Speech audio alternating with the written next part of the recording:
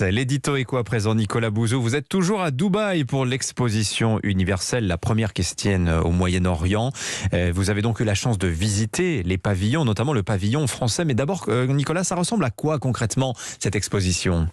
Alors déjà, vous prenez le métro, vous partez du centre de Dubaï, donc vous passez de 35 degrés à l'ombre à 17 degrés, puisque c'est climatisé comme dans ce genre de pays. Un métro tout neuf, automatique, absolument magnifique, très propre. Vous pouvez manger par terre, vous traversez la ville et c'est 600 gratte-ciel. Au bout de 50 minutes, vous arrivez dans un espace absolument immense, 190 pavillons, quasiment tous les pays du monde. Ça a coûté 7 milliards de dollars à Dubaï. C'est vrai que c'est un peu un concours d'architecture. Il y a énormément de pavillons avec beaucoup d'innovation, beaucoup d'esthétique. C'est quand même assez formidable, je trouve, de se dire que le monde entier est là. Voilà, il y a des gens qui viennent d'absolument tous les continents et dans cette période de nationalisme montant, je trouve que c'est un signal qui est très positif.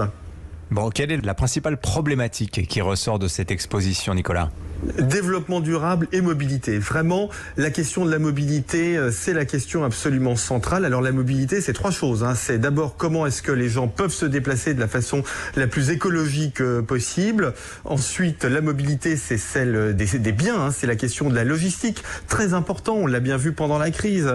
Comment est-ce qu'on fait venir un principe actif du fin fond de la Chine à la France de façon ultra rapide, ultra sécurisée, sans rupture dans la chaîne de transport, et là encore de la façon la plus écologique possible. Et puis, troisième aspect de la mobilité, la question du spatial. Alors moi, ça tombe bien, ça me passionne. Je suis absolument convaincu que le spatial, c'est la nouvelle frontière. Mais je peux vous dire que la question de l'exploration spatiale, elle est très mise en avant, notamment par la Chine et les États-Unis. C'est d'ailleurs intéressant parce que, au fond, c'était l'un des sujets de la guerre froide et c'est l'un des sujets, à nouveau, de cette deuxième guerre froide, pourrait-on dire. Et puis, Dimitri, au passage, sur 190 pays, il n'y en a pas un seul qui fasse l'apologie de la décroissance.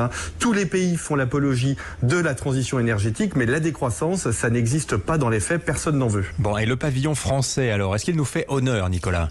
Oui, franchement, il est absolument magnifique pour trois raisons. Déjà, le pavillon est magnifique en lui-même. Il est autonome du point de vue énergétique à 70%. Et puis, et ça c'est très innovant, Dimitri, il est totalement démontable. Il sera totalement démonté et transporté à Toulouse, au CNES, qui gère nos affaires spatiales, à l'issue de cette exposition.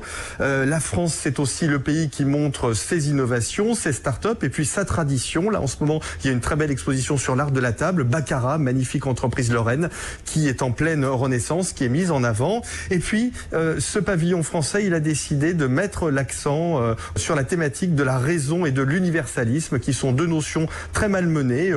Malmené en France, mais malmené dans d'autres grands pays comme les États-Unis. Et je dois dire que comme Français, je suis très fier que ce soit mon pays qui mette en avant ces deux thématiques, de la raison et de l'universalisme, qui font, entre guillemets, le génie français depuis justement le début des expositions universelles il y a plus d'un siècle. La signature, Nicolas Bouzou en direct de Dubaï. Rentrez-nous bien bronzé lundi, Nicolas. Bonne journée à vous.